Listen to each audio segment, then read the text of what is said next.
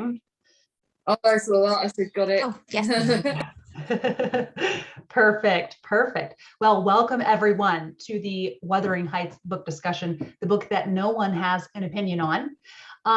So how this discussion is going to go is I will just call on people throughout just to make sure everyone has time to give their say. And if you don't have your video up, but you would like to share your thoughts, you can do that in the chat, however you are comfortable participating. And then after I've made sure that everyone has gotten a chance to talk, then we do kind of more free-form discussion. So I'm really excited for this, and I'll just open it up. And I mean, it's no secret that I love this book. It is really come here. painful. It is a painful read. There are so many terrible things that people do to one another. Also, I will say this discussion will be full of spoilers. So if you're watching and you don't want to be spoiled, you should go read the book and then come back to watch the discussion. But one thing I had forgotten before this read of it, if basically a lot of the problems would not have happened if Heathcliff had not come back. I didn't realize, I think Kathy seemed like she could have stayed relatively happily married. I don't know how much of, obviously she had kind of changed herself for the marriage. She had kind of put on this certain facade, but I feel like obviously the life that she was living with the Lintons was better than what ended up happening to her. And I'll be curious what other people think. I guess I think she kind of could have stayed happy. And also I think she would have wanted to know her daughter. And had she, I don't know, it's possible she could have had more children. And so that part to me, just kind of realizing before I kind of thought that as far as being morally bankrupt, that Kathy and Heathcliff were kind of equal. But no, I think Heathcliff is definitely, I think he's the he's the character, I think, with the most agency. You know, he comes back and he owns Wuthering Heights. The land is mortgaged to him, and it's just the amount of power that he has is insane. And also I was genuinely creeped out by how he just is there and talking to Nellie Dean all of a sudden and gives her no warning, you know, after he returns. But I think the writing is absolutely stunning in this. She writes so beautifully about heartbreaking things. And just to see the ripple effects and the repercussions for the next generation is amazing. So I love this book. I grieve as I read this book, but it's just, I think it's a masterpiece. So I guess, Victoria, could we go over to you? And I know you have quite the busy schedule, the life of a music teacher. And were you able to get through your reread? Yes, I was, thankfully. And so I'd read this back when I was like 15 years old, and like who knows what I thought when I was 15 about anything, but I really enjoyed this book this time around. I'm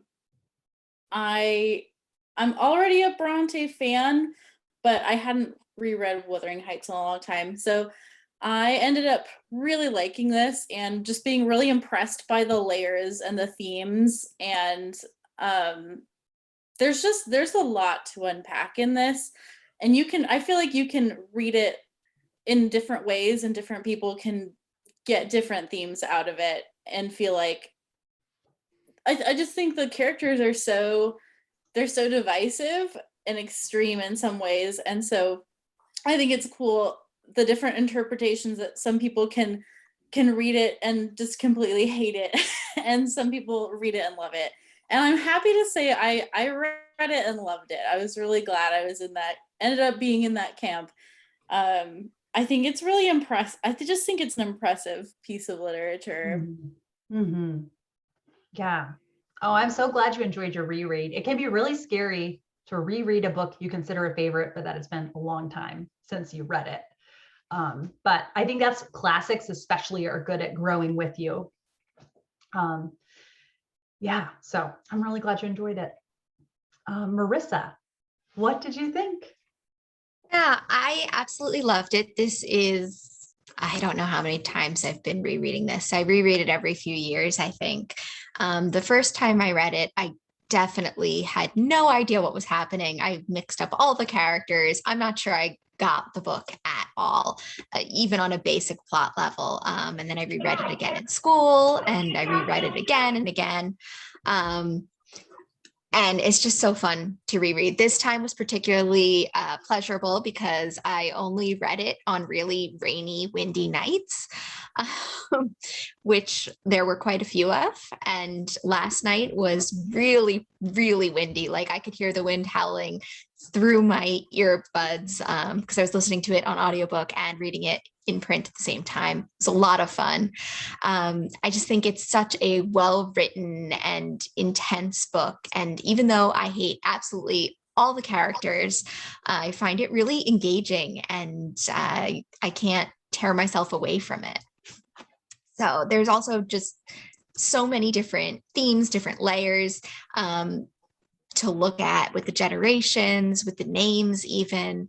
And I just have so much fun thinking about it, reading it, and hopefully chatting with you guys. Oh, thank you, Marissa. Yeah, it's definitely very much autumnal in the atmosphere of it. And one story that I found interesting in the Bronte's biography by Juliet Barker, one time Branwell, Emily, and I think it was Anne were on a walk, and all of a sudden it starts storming incredibly violently. And there ended up being a couple landslides. And so it was just really sweet. Patrick was so distraught, wondering where his kids were, and he went and he found them. But there were a couple landslides, and just thinking about, like, they really did live. And it's still, people talk about how kind of sparse the landscape is, but you can have so much different weather just in one day there. And it just, I would love for if we could have all done a field trip there. You guys ever come to the UK, we'll have to go. I want to so badly. I would love to. Emily, what did you think? And I don't know how many times you've read Wuthering Heights. Oh God, I've lost track. I think I probably my millionth. I don't know. I've read it non-stop since I was 18, which is a very long time, obviously. It's my favorite book of all time. I know how dark it is. I know it's a Marmite love it or hate it book, but I love it.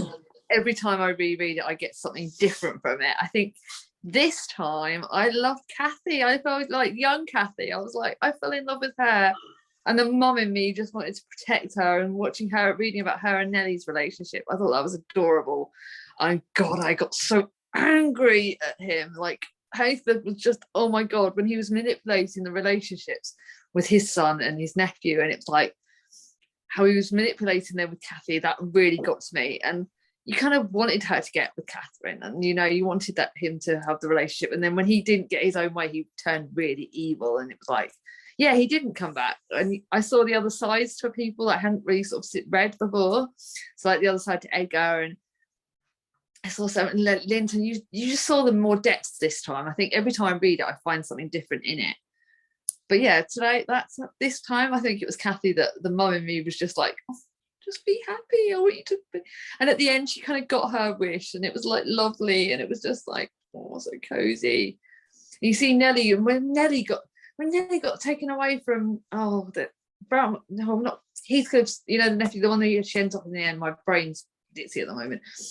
And when she gets taken away from the child that she looks after first, and she's like, why are you taking me away? She didn't want to go to Catherine.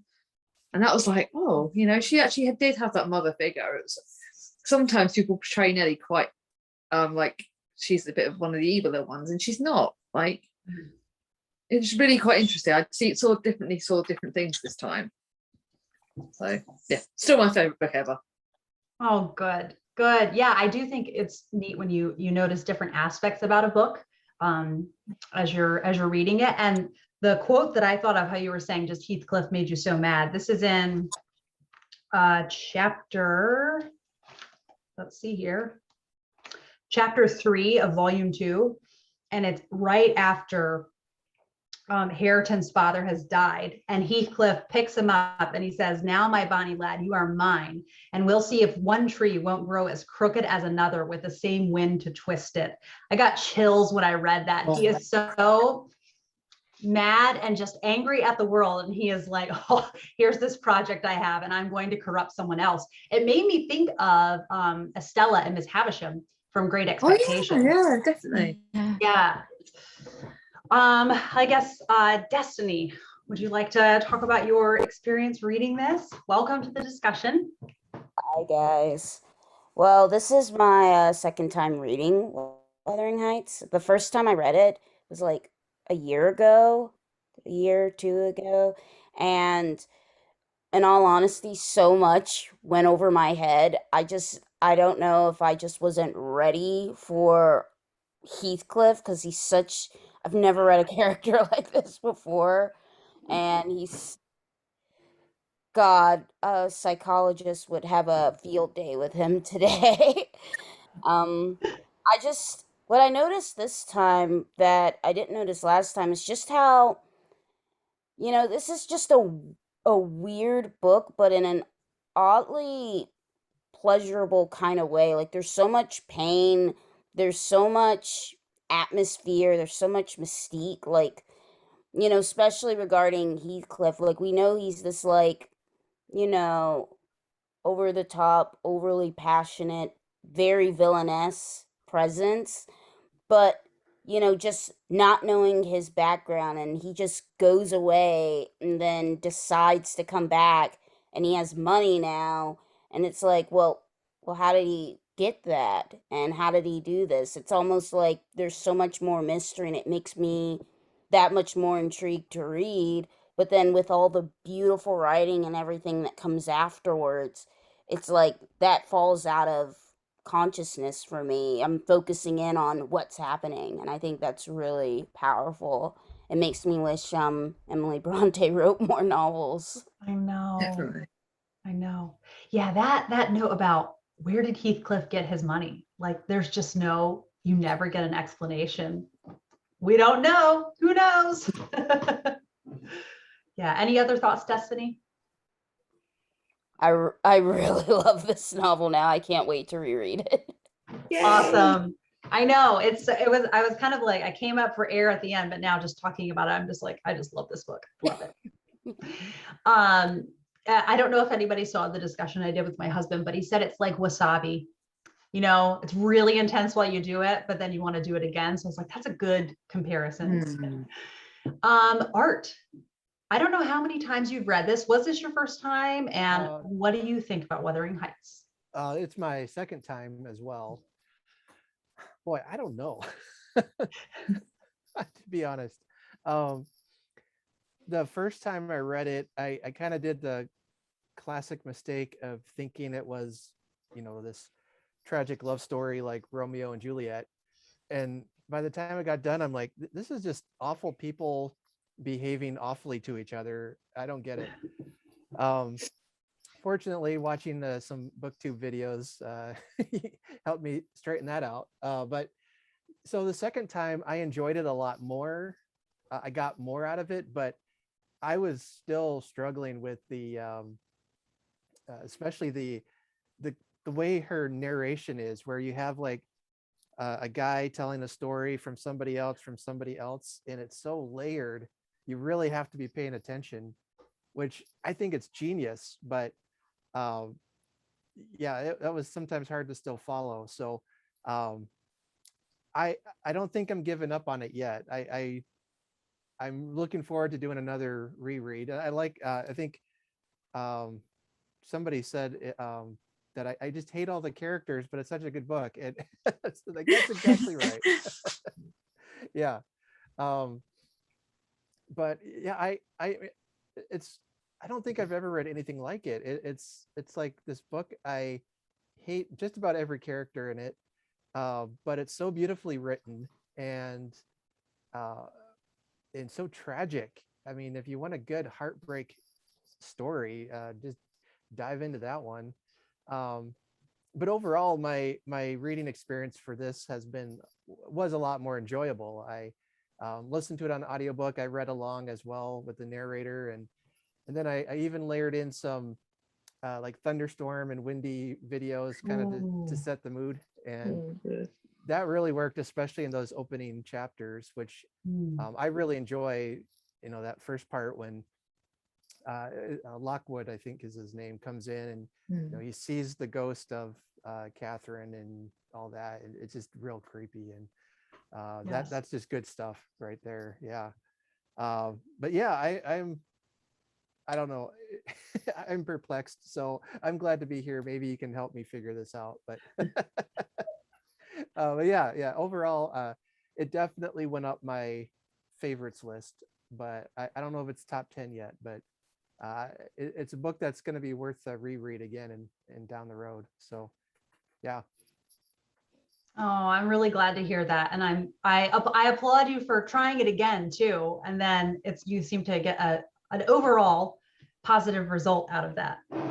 Yeah, well, I've read enough Victorian literature to know that I got to read them more than once to get something out of it. And the more I notice, the more I read, I'll either enjoy it more or not, I guess. I mean, but yeah, I pull things out. I mean, those books are just so layered and so deep that it can handle those rereads, and you get more out of it each time you read it, which is fantastic. Yeah, I think also you were saying how the first time you read it, you were kind of like, what is going on? What's happening? Yeah. There's also so many of the same names, and it's really hard to keep track of all those. So I think it's totally understandable that it's, you know, it would be confusing the first time. Yeah. Well, even the second time, I was still getting the names mixed up. I'm like, wait, who is this? And who's telling the story again? Yeah. You gotta be on your game when you're reading this one. Yes. Judith, would you like to share what you thought of this? Yes, it was my first time reading Wuthering Heights. I'd always been a bit intimidated by it because it's such a love or hate book, and such is a well loved or hated. So I was looking forward, but also intimidated, and I have to say, I really loved it. I think it was it's a great book, and was a bit surprised that I loved it so much, because usually I have to like the characters to like the book as well, but it's one of the exceptions where I hate those people, especially Heathcliff. He was absolutely the worst. Still, writing was so good, so beautiful language, and it's one of the reasons I really enjoyed it. And this is really fascinating book. And I think it also helped that I didn't approach it as a love story. I approached it as more of a revenge story. And I also think some book you've heard like a villain origin story, but for Heathcliff as well, have that term. I think that helped that I approached it that way. And I really enjoyed it a lot. I think I'll definitely reread it sometime because I got to read some things that I missed reading the first time. But definitely belong to I love Wuthering Heights. Oh, yay. I'm so glad that you enjoyed it. That was wonderful. And Wendy, I'm really curious. What did you think of this? Well, first of all, I'm glad I read it. It was my first time reading it. I had really no clue what it was about.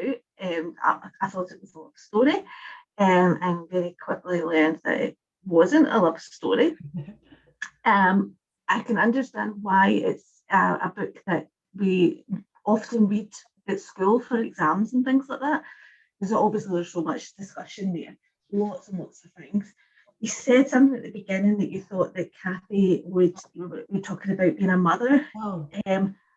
I totally disagree. I think she would have been the worst mother I could think of. She was absolutely cock-a-loop crazy. And had been since she was a child. She was oh no, I didn't like any character in the book at all, aside from Nellie. I think Heathcliff has got to be one of the most horrible people I've ever read about. Oh, I don't know. However, saying that, I definitely would read it again, because I would want to see what I took from it the second time. But it's just horrible people doing horrible things, and usually I like that. I felt like, because a lot of people have said it, that the way that it was written, like the narration style, because Nellie was saying it to Lockwood, she was telling the story. It was quite difficult to say, like, whose part of the story is this, and who's telling the story. I found that, because I think then she went to Zilla, I think it was her name was, and that was quite. I didn't know whether it was Nellie who was telling the story, and then people just died. They just, 1 minute they were living, the next minute they're dead.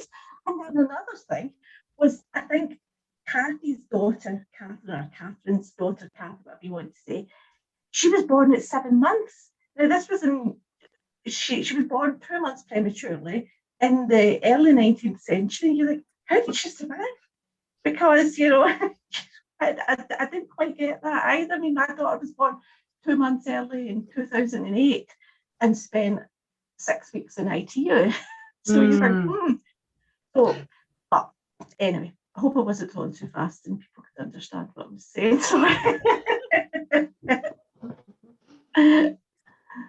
Well, it sounds like it was a wild ride. Elisa, what did you think? I can't remember if you've read this before or not. I read it before, but I read it as a teenager and I really did not remember. The only thing I remembered was that one scene when Hindley has Hindley is Hareton over the balcony and is going to drop him, and then Heathcliff catches him but would have killed him. That dramatic scene was the only thing that I remembered from my first time I read it, which was good because I liked I don't remember anything, so I'm going in almost like a first time reader. It was very intense read, and it's like you said, you have to come up for air at the end, and then once you do, you're like, this is brilliant, this is genius, because I think Victoria mentioned there's so many layers of themes, and Emily Brontë does an amazing job of there's so much in there, including so much with the characterization, with the relationships, with even bigger overarching societal themes. I thought it was just brilliantly done. You have the heartache, you have the anger. I mean, there were some funny parts. You have the dread. It was beautiful, and then I want to read it again because once after I read it and I'm processing everything that's going on there, I'm like, wait, I think this is what's going on. I think this is the theme we're playing with here. I want to go back and read it and see if I'm right, see if I recognize it on a reread. But it was very good. I definitely loved the book. I loved it more than I thought I would. It surprised me. I think her brilliance and her genius really surprised me, and wonderful book. I'm glad that you enjoyed it. And that's funny. You kind of go out on a limb when you don't remember much and you just remembered not liking it, but I'm glad it paid off this time. Yeah. And then to the lady, your name is not in your profile. It just says Zoom user. But would you like to share what you thought? I think I'm the Zoom user. Yes, that is you. What is your name? I'll put it in. My name is Glenda. Glenda. Okay. Yeah, I don't know why it says Zoom user. First of all, I think we all went to the same high school because we all read this in high school, as did I. I went into this book knowing, that it was a revenge novel and so forth. And I had a little bit of a hard time starting. So I too went to the audiobook and read along with the audio. And I enjoyed that. Mm-hmm. And then I got to a point. The point I got to was when Heathcliff went to see Catherine right before she died. And the audiobook went out of the window because I was just holding that book and just reading every word. And I was just so into it. But what I did with this book, and I loved it. Okay, I love the book. And the reason I loved it is because it made me think so. I would read, I'm an afternoon reader. So I'll read in the afternoon, and then I'd go to bed at night, and I think, what made Heathcliff such a nasty, nasty person? Like trying to analyze him, what happened in his youth before he was brought home that made him such a horrible person? And then the one person that I really kind of went rah, rah, rah for was Isabella leaving. I don't think women left that much in those days. They I don't think stuck they out did. an abusive husband and an abusive life, and she escaped, and I thought that was wonderful. So this book has really made me think. And then, of course, I started thinking about Miss Brontë and where did she come up with this? What was in her life? And I know you're reading that other book about the Brontes, and that might be something I'll look into in the future. But overall, I loved this book, and I loved it because it made me think. This really made me think, and I felt so many emotions, and I haven't started another book because I'm still digesting this one. Oh, well, thank you for joining us. I'm glad that you enjoyed it. Thank you. And then Nada, I know you are a Wuthering Heights super fan. So you're muted. Oh, okay. There you go. First of all, I just want to recommend two videos based on something that you and Art said about the time narrative. Today I watched a video called, it's by someone called Dr. Octavia Cox, and she discusses the time narrative, and she mentions actually the point you talked about when Hindley dies and Hareton becomes, you know, the heir. No, he doesn't become the heir. Heathcliff becomes the heir, and she talked about, you know, two futures in the same now, and I think it's interesting, and you know, you guys should watch it. And the other video is when Destiny said that if a psychologist would have a field day with Heathcliff, there's actually a psychoanalyst on BookTube, and he made a video on Wuthering Heights, and he has, you know, a theory by someone called, it starts with a B, but the channel is Just One Reader, and he has a video with, and he discusses this theory about Heathcliff and about, you know, it's complex, but you guys should watch it. It's interesting. But you know, let's get back to this. Is this video called Why You Should Read Wuthering Heights? Yeah. Okay, I'm putting the links to those in the chat. Okay, this is a gem. This is a masterpiece. And how Miss Charlotte Brontë presumed to judge and tear up Emily's work when Jane Eyre, in my humble opinion, doesn't even hold a tiny candle to Wuthering Heights is beyond me. I mean, you know, if you...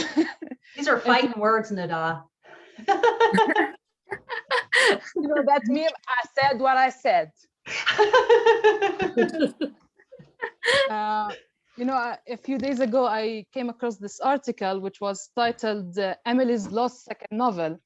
And it said that, you know, that Emily was writing a novel in 1848, as evidenced by a letter from her publisher, and that this second book was, you know, even more daring and more outrageous than Wuthering Heights. And so I was so pumped to read, you know, this manuscript, even if it was unfinished. I was just happy to read something new by Emily. But then it said that in all likelihood, Charlotte burnt it after Emily's death. Oh no, I know. Yeah. You know, this book is what I like about it is that it's more than just a fun read or, you know, an interesting read, etc., etc. It's something else altogether. You know, the writing, the brilliant narrative structure, the characters. There's so much to unpack. You know, with each read, you find something new. Like the last time I read it back in 2019, it was Heathcliff and Hareton's dynamic. This year, it was Heathcliff and Hindley's dynamic. You know, these two cruel, vindictive men who are capable of holding on to a grudge, but, you know, who were very different in the way that they reacted to the death of their beloved. You know, Hindley just absolutely lost control and went off the rails, and, you know, he sank deeper and deeper with each day. but Heathcliff was, coldly and efficiently ruthless in exacting his revenge. And what I like about it is that it's not just your typical run-of-the-mill, problematic childhood equals future villain story, or with Catherine, selfish evil lady. No.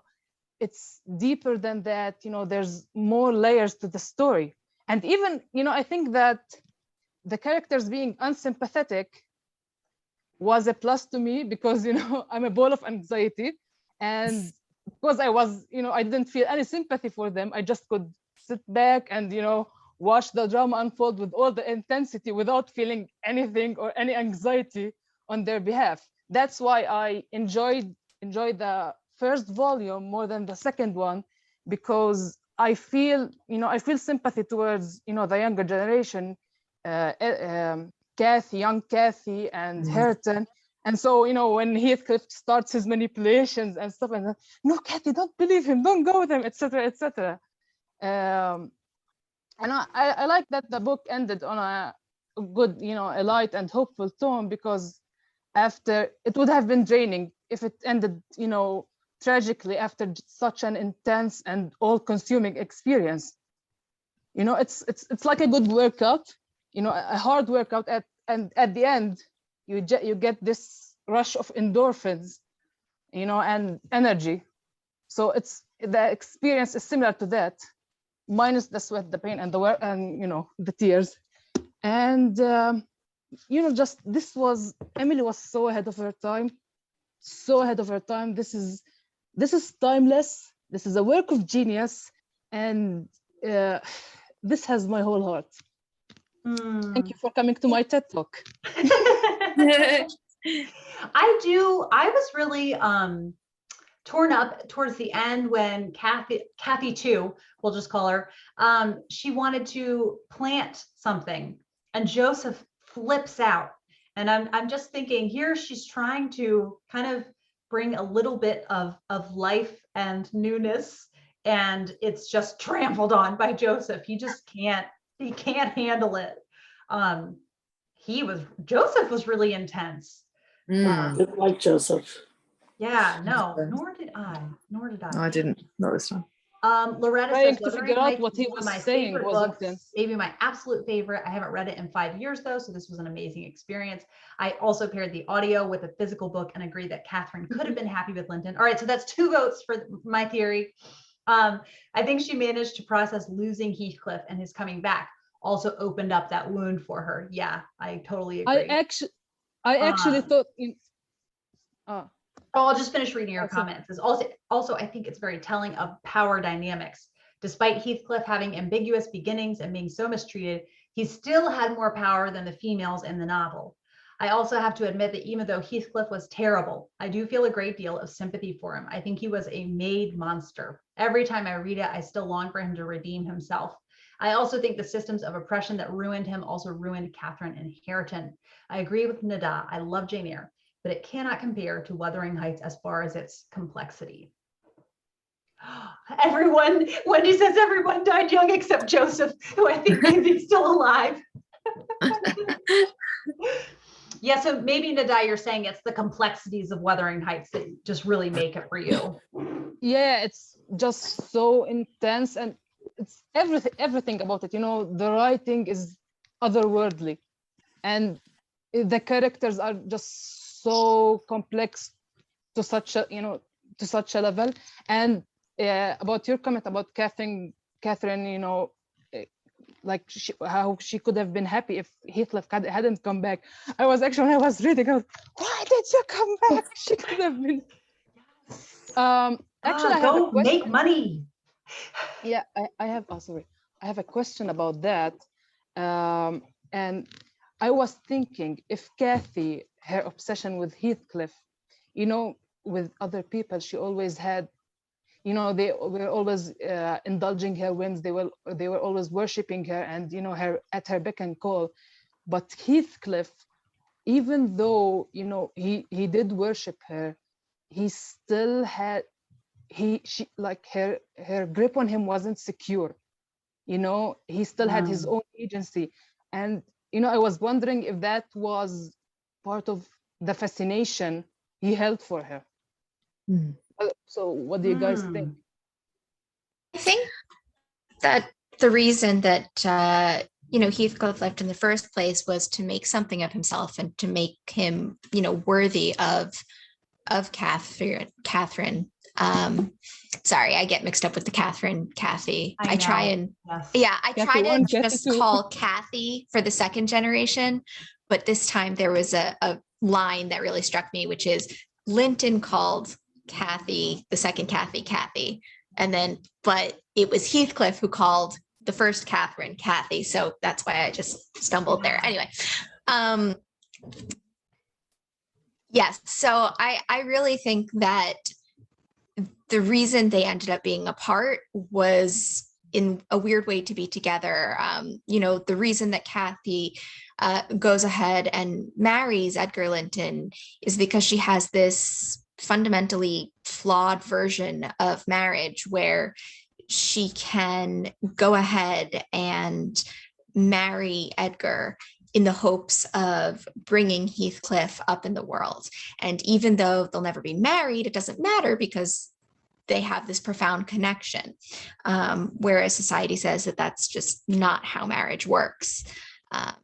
And that's not possible. And even when she's discussing this with Nellie points out how ridiculous this notion is.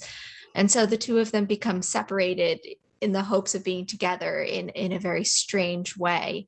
And I actually think it's for that reason, Kate, that what you were saying in the beginning isn't necessarily true. I think you were saying Kathy could be happy if Heathcliff never came back. I think she might have been fooling herself into thinking she was happy, but it was sort of a status quo kind of happy rather than, I don't want to say rather than if the two of them did get together, because I have a different opinion on that. I don't think they would be happy ultimately, but yeah. Yeah, I guess also though, it was interesting, Marissa, you were saying because of the standards of the day, she wouldn't have been able to have that kind of relationship with Heathcliff. But even now, I wouldn't want my spouse to have that intense of a connection with someone else of the opposite gender. I'd be like, why are we married then? If you have that deep of a connection. It's this real just deep soul connection that they have. Yeah. I read that. Oh, sorry, go ahead. Can I say ahead. About that when you said, why would Edgar, have tolerated it? I was so baffled by his devotion and loyalty to Catherine, even though, it was obvious as daylight that, she was completely in love with Heathcliff, or obsessed, rather, and didn't care tuppence for him. It just baffled me. How at the end he said, he told his daughter, I'm going to her, and how he kept visiting her grave and, and such. Why was he so utterly devoted to her? I mean, one thing I feel like the dynamic they have is Kathy and Heathcliff is just this wild wandering on the moors, and this really they are one with the landscape. And I think they have this real sense of superiority to others, that they feel things more deeply and in a very specific way that not really anyone else they know. The Lintons are real vanilla. they're pretty boring. And just to have this real spiritedness, I think I guess that's one aspect that stood out to me. Yeah, that's why I was asking, why was Edgar so devoted to it? I wasn't asking about Heathcliff.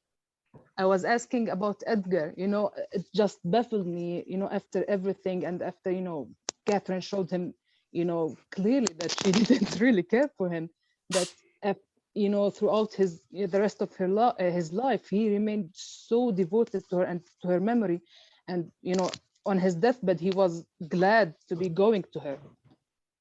Loretta says maybe Linton was so devoted to Catherine in the same way that Catherine was obsessed with Heathcliff, the challenge of obtaining the affection of someone you cannot control. The book mentions her being a wild thing. Oh, that's interesting. I mean, it kind of, her being deemed like the wild thing just kind of plays into maybe why Edgar's devotion could be as it is, like with Catherine and Heathcliff, there's this wildness and, unstructured like passion that feels so deep. You could feel it in the pages. And part of the reason why I think she marries Edgar is because of the structure and knowing that back in that time period, marriage was nothing more than like a business transaction. She just kind of falls into that time and she could be status quo happy, but she was never truly happy. And I just think that maybe that's why Edgar was so devoted because he wanted, it's almost like an accomplishment to tame, the wild thing. And I think that probably plays a role. Ooh, I like that. I also think that, sorry, can I Yeah, say? yeah, we hadn't heard from you yet. So. Yeah, I haven't told yet. I wanted to say that I think that Kathy had this like double identity almost. She was very different with Linton than she was with Heathcliff. And as we know from Nellie Dean what happened to her, so we know her from the beginning, but Linton didn't know her with Heathcliff almost. She was completely different with him. She dressed differently, she speaks differently. He had his own connection, and we don't know about that connection because Nellie Dean wasn't there. So we do not have this narrative from that period of time. Like we know only from Kathy something, like glimpses. So he was, they had this marriage and they had this, some connections before they married. They talked, they walked, they had this passion of sorts. And he was not even maybe aware of her passion to another man of that, kind.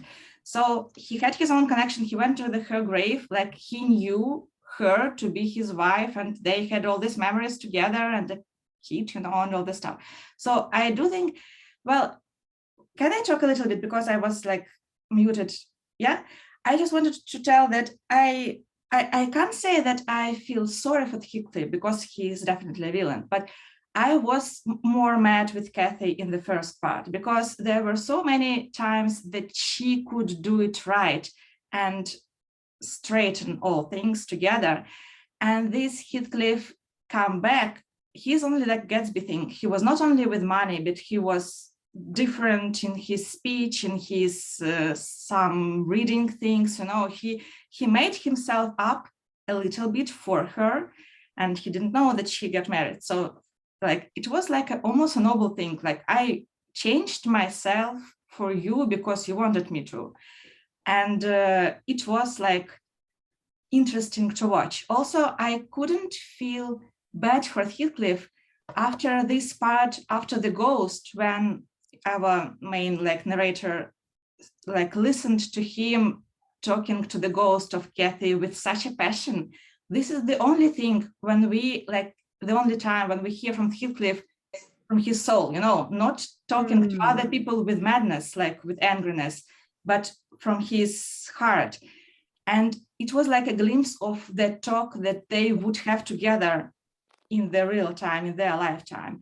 And I just couldn't feel like mad, angry for him after that, because I was so sorry for him. Like I felt this love. Also, I have a toddler, and she's in that phase. Well, she's angry, and she became mad angry, like very. And I wanted to hush Heathcliff all the time, like, shh, don't be that angry. I mean, embrace him and just a little bit calm down, because the level of this, it was enormous.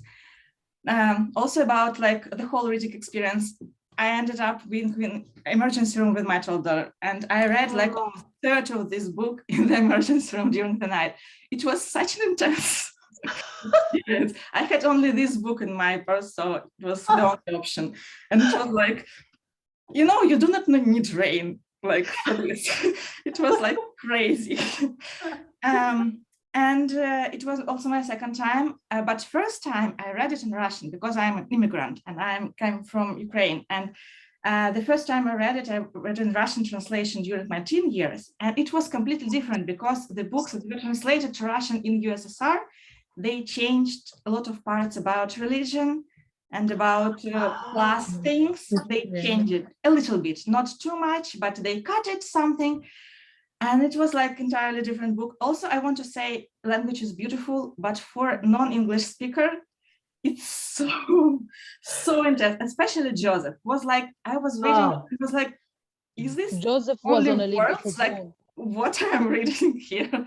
He was speaking a different language, actually. Yeah, Joseph is hard for native English speakers, I think. Look, trust me, I've been to Yorkshire. Some of the like dialect and everything, you have to really sort of listen when you're listening to that. I've actually when been you listen, you understand, but while you're reading this, it's just really, completely. really hard. And also, I wanted to say that in the whole book, the main thing that impressed me was the narrative style. It was really interesting for me that we are hearing all this from the Nellie Dean perspective. And so there are lots of parts that we do not see and lots of parts that she changes because she wanted, for example, Kathy True to look better than she maybe was. And it's so interesting every time I saw her, not telling things, but giving her opinion about things. I was just like, trying to stop myself. And it's not what was there, it was she thought was there. You need to clear this up and to try and understand how the situation was from the persons who were involved there kind of view, but not from her, because a lot of times she just changes the way things are. It's very interesting. And this make this, narrative layer, the whole layer so interesting. So yeah, thank you. Irene, that was, about Nellie not being there for the first part of Edgar and Catherine's courtship. That was a stroke of genius. I get so caught up on the other parts of the narrative, the relationships and the characters that it completely slipped my mind. The fact that we have an unreliable narrator. That's how freaking genius Emily is. I think that's why you can reread Wuthering Heights, because there is so many things you can miss every time, and there's so many different things you can get out every time you read it. And that is the different layers, that is the different narratives, and that's the bits that we don't always hear. I think that's what makes Emily Bronte's writing so incredible. And like, we all got different things this time. Like, I think I agree with when someone said about the fact when Isabella walked out on Heathcliff, you completely forget that wasn't something that was done in those eras. And that showed a strength that previously we thought that Isabel Linton was quite weak because she gave in to Heathcliff, even though she knew that he loved Catherine. She still went with Heathcliff. She seems like a very naive child almost, but she stood up to him to leave. She took her child. She had the brave instinct. She brought her child up correctly. She didn't slag off her, sort of slate his father to Hinton. And I think that was done really well. So I think it's quite a lot more you can take with Emily's work. Such a shame she wrote only one novel. Yeah, I think if you read her Charlotte. poetry, I think that's also quite interesting, because I've read this for October this year. I read the poetry of the three women, and I actually found you can read so much more into Emily's work through her poetry. Her and Anne's poems are incredible. Personally, I prefer them to Charlotte. Like, Charlotte did well, she did Jane Eyre, loved it, whatever. But Anne's books are great. Anne's poetry is great, and Emily's poetry is just so incredible. You can really see that you can see the Christianity in her writing of poetry. If she would have written a second novel, it would have been hands down better than Charlotte's, no question. It would have smashed her out of the pan. Yeah, Her first is already better than Charlotte's, in my opinion. God, yeah, definitely. Like, I love Jane Eyre. I'm like Kate. I'm totally a Jane Eyre fan. I literally go Wuthering Heights, Jane Eyre, but then I go Tenant of Wildfire Hall, because I think if you like Emily, Anne's better than Charlotte, hands down. Sorry, Kate, I know to disagree with you on that. Fine. Okay, I love that. I'm gonna drop a bomb in the discussion with a theory that I heard, and it's a crazy theory, but I think I might get behind it. What if Mr. Earnshaw Sr. is actually the father of Heathcliff. I've heard that. I was Because 20 years he old goes when off I one read day about and that. he's like, I'll be back. What do you want me to get? I'm going to walk, all this. And then he just shows up, no explanation. And also, why is he so obsessed with Hindley getting along with Heathcliff?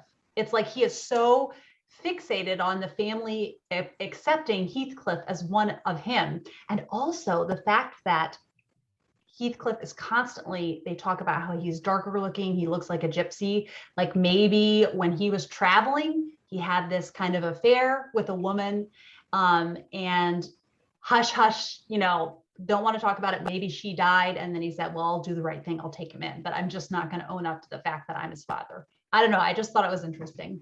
I've I've heard never that. heard that before. I read about it I also have. today. I was blown away.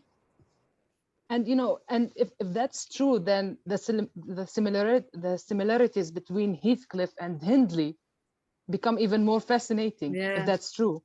Yeah, it makes the novel way more fascinating on the next But then Hindley would then be jealous of Heathcliff, because if like Hindley was, maybe Heathcliff was like slightly older, and maybe Heathcliff did have the rights to be the heir to the all. Yeah. I think this makes so much sense. Like the theory I had to myself when I read it, that like, is he his legitimate son perhaps? So I think it explains so much of the hatred of Hindley for Heathcliff, because he's a legitimate heir, and then it's suddenly someone else and he's getting more affection than him.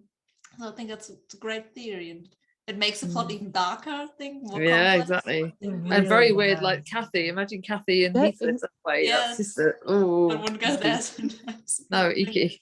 Well, and Fascinating. especially like what happened to the mother, if it was, and that he wasn't. It's just, it does make it darker. If that would be the case.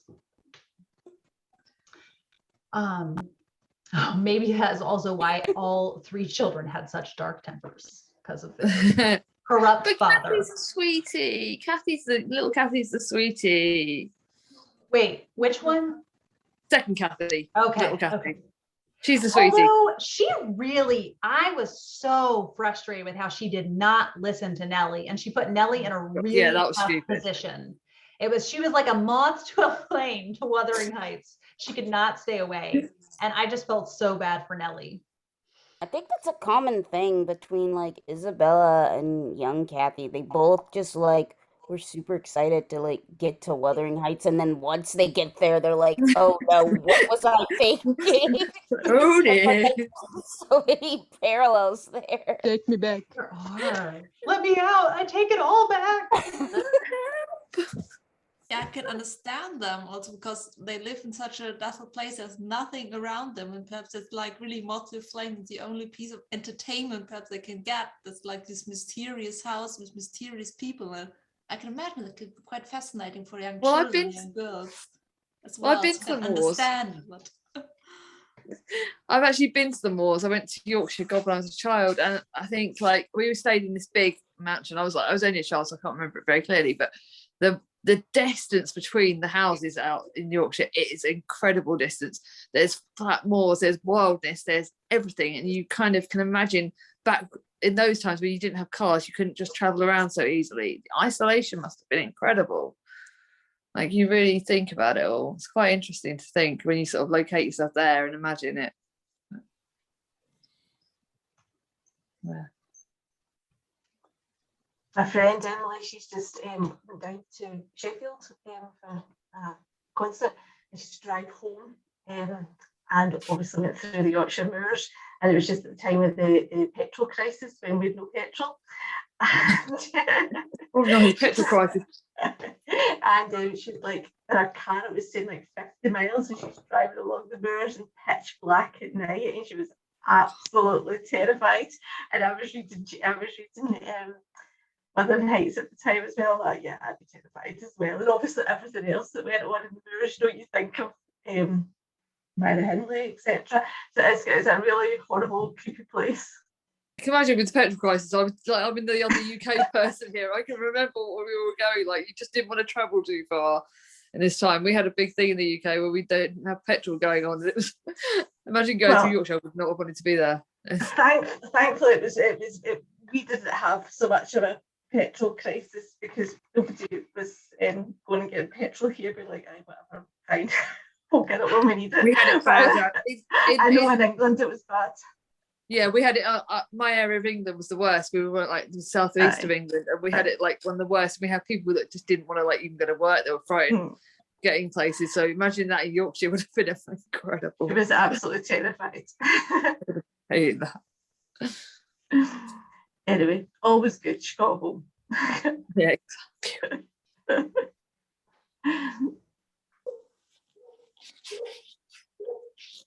Sorry, my son, he talks to us on a walkie-talkie when he's like going around the neighborhood, and my husband was grocery shopping, so I had to be manning the walkie-talkie. So now he's back, and I gave it to him. Oh, that's cool. My two are in bed. Or I think the youngest one.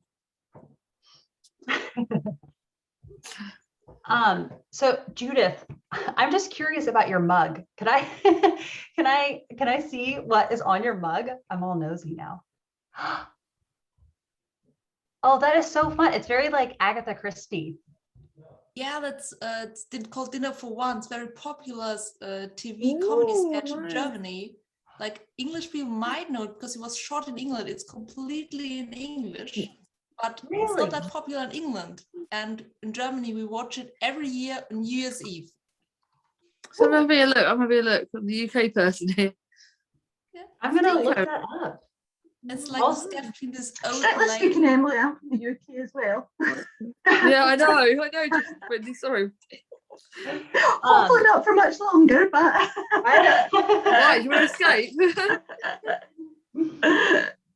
Also, Judith, I wanted to say that there is the main character of a Victorian novel that I read recently called In the Roar of the Sea, which got 5 stars. I love it. It's now a favorite. The heroine's name is Judith, and she's one of my favorite characters in Victorian literature. So if you wanted to read about a Judith, yeah, In the Roar of the Sea. Definitely. It's interesting.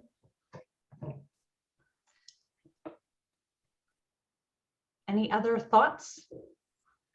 What do you guys think that Hindley, Heathcliff, and Hareton, their names starting with an H? It's random, but it's okay. Do you think it's deliberate or just random? I think it's definitely, because the way Emily's writing is, she would always have a purpose for even the names. So when she had Kathy and Catherine, and certain things like Isabel's son Linton being that, I would have thought there would be a reason. But I wonder what it is. Intriguing. I was very impressed about the old ghost story, and not in the first part, it's just atmospheric and exciting, but at the end when Heathcliff almost got a suicide to be with Kathy on these moors. And I do think this is the only love story, passion love, something that ended up with a ghost, and it's like a good end. And especially in Victorian literature, when the religious it was definitely not the some dream afterlife experience to be, like a ghost. And it's just like a cathartic ending of this love story, like, oh, now they're together again. And it's so precious. I was so like, how was it accepted at that age? This part, because it was so anti-religious. This book is so, and the Joseph, like being a mean character all the time, he's being so devotedly religious. It was interesting to see how it just all worked at the end. What at the end? Like when there are two ghosts, at the end, and they are like together now, and she actually, she had this dream, yes, so she didn't want to go to the heaven, and angels brought her back to the earth. So she just almost chooses this path. I understand it's just weird things to say, but it looked like that. And he also chose this path to be with her and not, somewhere else. It was so interesting, not like from the love story perspective. I'm not a teenager, but it was so interesting that it was written in Victorian time and people just choose this afterlife for themselves. I don't think there are a lot of books like that. It was an interesting story. Yeah. Well, that's interesting. I don't know if it's necessarily them choosing the afterlife for themselves. I think in this story, I feel like it felt like Kathy was upset about kind of the like fate, that she could have nothing to do with her fate, and how she knew like after she died. But that language in that scene always makes me cry. How, I would fall down from heaven and weep with joy for being back at Wuthering Heights. I don't know what other people think about that, kind of that aspect of it. It's interesting. I hadn't thought about that much.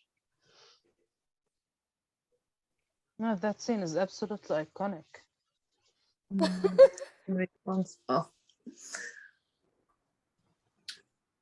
And also about Joseph with his religion in the video where you discuss Wuthering Heights with David, Kate, and he mentions that scene when the lightning is striking, and Joseph's like, just I'm a good guy, just don't smite me. Yeah, that was a scene I hadn't noticed much, but then when my husband read it, he noticed and was laughing. I was like, just so you know, this is all them and not me. Don't smite me down. Yeah. Yeah, Joseph's an interesting character, and he's actually the reason I listened to this one on audiobook a bit. And he's strong. Because I just have such a hard time understanding his dialect, and so I pick up more and more each time I read it. This time I found it really interesting how much Joseph likes Hareton and feels that Hareton should be the rightful owner of Wuthering Heights, and how Joseph feels like he should be the master in a lot of ways. And when you think about Hareton, his upbringing is really interesting because he's an Earnshaw, but he views Heathcliff as as his father, not even just a father figure. And yet Heathcliff is, of course, the character who has ruined Hareton. And then you have these other parent figures for him, like Joseph, and to some extent Nellie as well. So I listened to the audiobook narrated by Patricia Rutledge, who is Hyacinth Bucket from Love Keeping Up that. Appearances. And I was like, how is this going to be? Is it just going to sound like Hyacinth? And she did an amazing job. And I didn't think about or notice before, but she does have this kind of gravelly quality to her voice. And I mean, she was amazing. So before, I can't remember who I heard narrate it, but it was an amazing narration. Now, it's interesting regarding dialect. It is very case by case for me. Sometimes, like in How Green Was My Valley, a Welsh novel, the dialect I really struggled with in that. But then other ones like Sylvia's Lovers, which is very like Northern England dialect, it doesn't put me off with that one. It just depends for me. I got Sylvia's Lovers for December, my December book. I'm just, after watching your last video, I'm like, oh my God, I'm so excited. It's so, and you know what, it's really the atmosphere of Wuthering Heights. It's a very similar atmosphere. So am I going to read it for the perfect month in December then? Is December the perfect month? I'm reading it with Gemma. Me and Gemma are reading it for December. We kind of got that, and we got a like contemporary to both of us read together. But like, that's my last, Sylvia's Lovers is my last Gaskell, and then I've got to do a ranking, and I am like, you do a ranking, so I just don't know how that's going to go. Yeah, I think in the category of like hate your life, need to decompress and crawl into fetal position classics. Wuthering Heights and Sylvia's Lovers are both in there. Oh, so that's gonna be interesting. After reading Ruth, I've just finished Ruth, and I'm like, oh God. Yeah, no, Ruth is very sweet in comparison. Oh God, I'm scared. That's gonna be intriguing. I'm intrigued. I've only read North and South by Gaskell this year, and I thoroughly enjoyed it, but like North and South is City of amazing. Lovers, this sounds really intriguing. I'll let you guys know. It's on my channel. Yeah, there's a lot more decent people in Sylvia's Lovers than in Wuthering Heights, but it is really it's sad times and the sense of atmosphere also. Okay, this is gonna be fun. Yes. I did have a question for everyone, sort of. So nowadays there's a lot of like, modernizations of like classics, and I think, like modern adaptations for TV or like book retellings and whatnot. But I've never really heard of or seen anything referencing, Wuthering Heights as like inspiration for adaptation. Are there any reasons that you would suppose that it's not more modernized, or is it because it's too genius? I would That's say a the great latter. question. Yeah, no one wants to touch it with a 10-foot pole. No, exactly.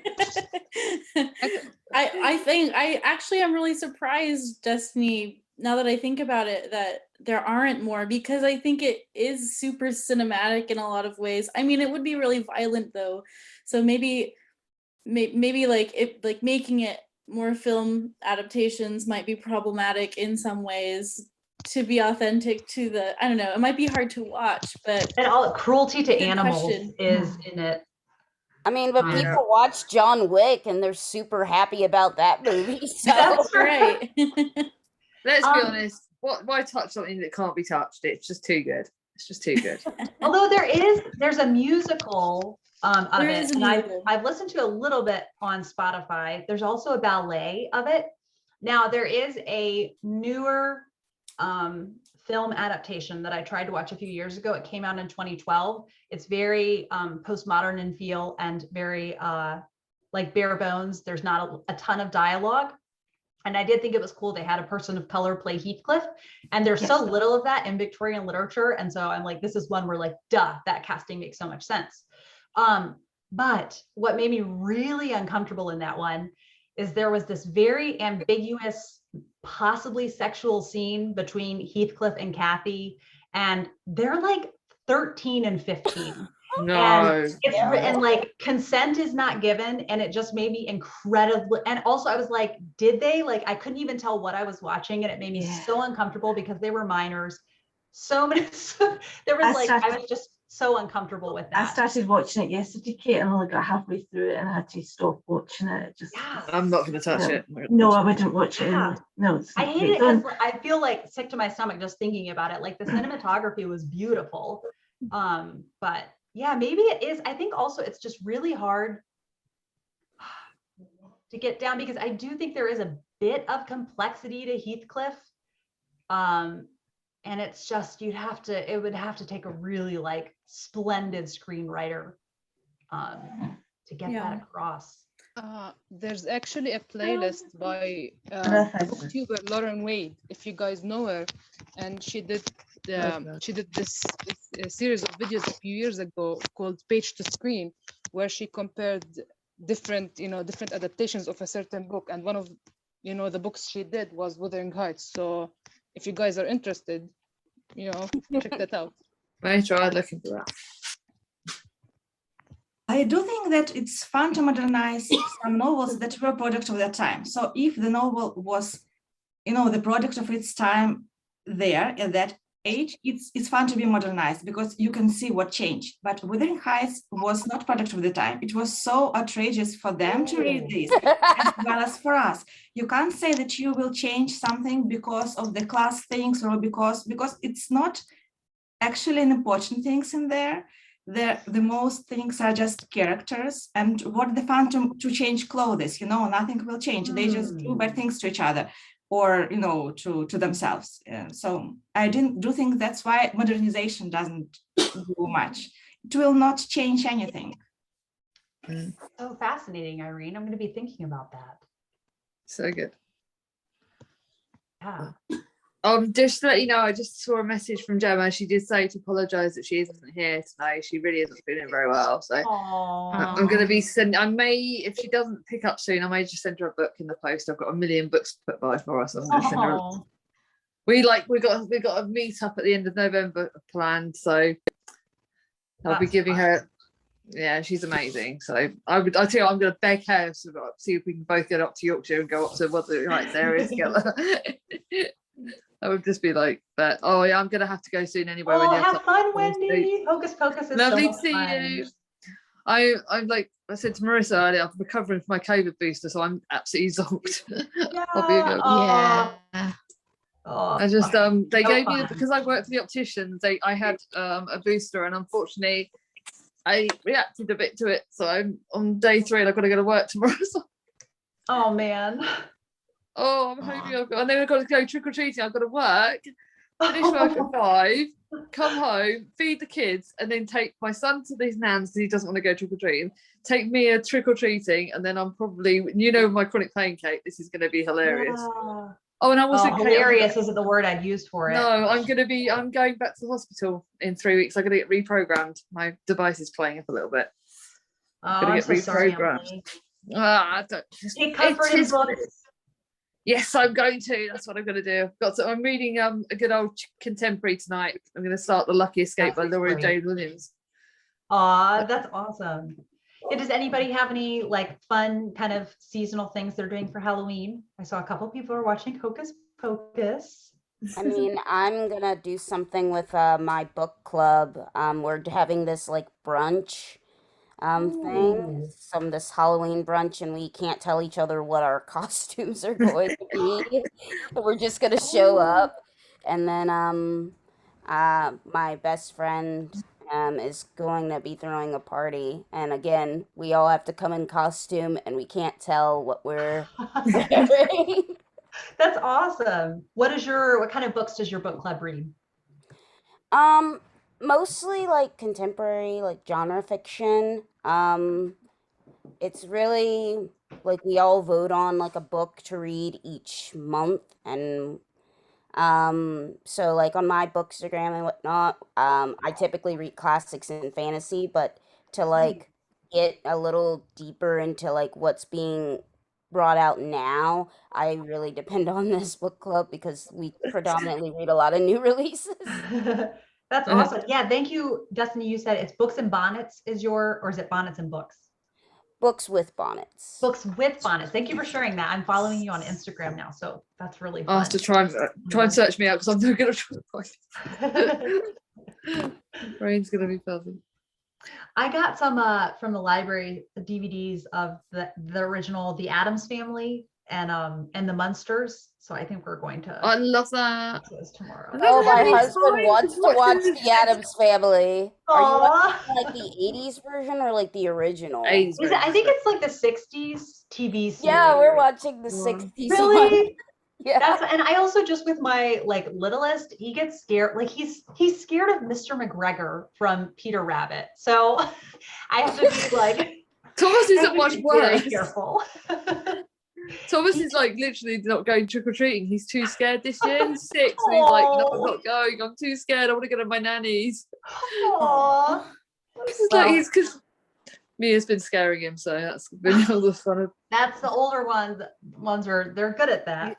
She's got like this scary costume and blood, and like she's like, oh, and he's like, nope, I'm not doing it this year. I'm not going to get to do anything. I'm just going to take them trick-or-treating, and then I think I'm going to be sitting at home with a microwave meal deal for the night. That'll be me done. Now, Judith, did you say you live in Germany? Yeah, I live in Germany. Yes. Is Halloween a thing there? Not a big thing. So some people celebrating, but my family and I were having some friends over because we're doing a spooky night every night and we're watching a spooky movie. Oh, and we watched Psycho by Hitchcock once. That is spooky. Yeah, this year it's Crimson Peak. I've never seen Crimson Peak. I haven't seen it either. It's like so. I feel like it's very Victober. Yeah, it's too as well. So I think it was quite fitting. This was my pick this year. So Yeah. Oh, actually, did you say, have you read Jane Eyre? I started reading it as a teenager, but English wasn't good enough, so I think I'm having to start again. But, Okay. Somebody said that they thought Crimson Peak was Jane Eyre if Emily wrote it. Which I thought was really interesting. Yeah. That sounds really interesting. Is it really scary? I don't like scary movies. Yeah, I'm so easily scared, but so for some reason, Psycho and also Silence of the Lambs are two of my favorite films of all time. It's scary. No, which is so too weird scary. because I'm so easily scared. So I was terrified to shower after watching Psycho. I'm gonna have to go, guys. I'm really tired. I'm so Bye, sorry. Emily. No, don't worry about Bye, it. Emily. Take care, everyone. Bye bye. So Art, were you about to share? Are you guys doing something fun together? Yeah, I have 3 kids. My oldest is in college. That's his first year. But my youngest daughter, my daughter, she's 12, and she's not sure if she wants to trick or treat anymore or not. And both my boys are, my second son, he's 17 and he's fine staying home, but she's on the fence now if she's too young or too old to go trick or treating. Yeah. And I'm like, oh, come on, just one more year. Oh, yeah. I want to take you out one more year. Yeah. Aw. So we'll see. But we'll probably end up having chili or something, and I'll watch Nightmare Before Christmas. So that's a nice movie to segue from Halloween to Christmas time. So. That's awesome. Yeah. Very fun. Oh yeah. Well, I appreciate the discussion. This has been helpful. We got a lot to think more to think about on that. So. Yeah, thank you, everyone. This has been such a treat. So, yeah, just looking at the chat. Oh, Victoria's sponge cake. Oh, so good. So good. All right. Thank you, everyone. And everyone watching this back on YouTube later on, thank you for watching. And I hope everyone enjoyed it. Thank you, Kate. Thank you. Thank you. Thank you very much. Thank you. Bye.